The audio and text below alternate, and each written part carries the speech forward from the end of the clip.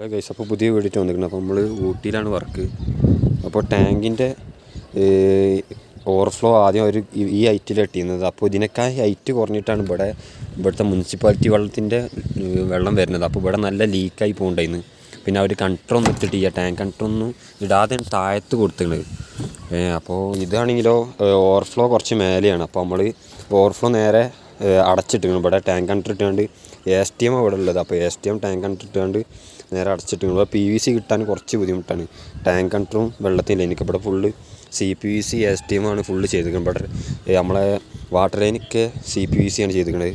അപ്പോൾ നമ്മളിവിടെ അടച്ചിട്ട് നേരെ ഇവിടെ നമ്മൾ നാട്ടിൽ ചെയ്യുന്ന പോലെ ഓവർഫ്ലോ ഇട്ടുകൊണ്ട് നേരെ കൊണ്ടുപോവുകയാണ്. ഇതവർ എയറിന് പൊക്കിയതാണ് വാട്ടർ ലൈന്. അപ്പോൾ അവിടെ നേരെ ഇട്ടാണ് നമ്മൾ കൊടുക്കണം. ഇതും അടക്കുകയാണ്.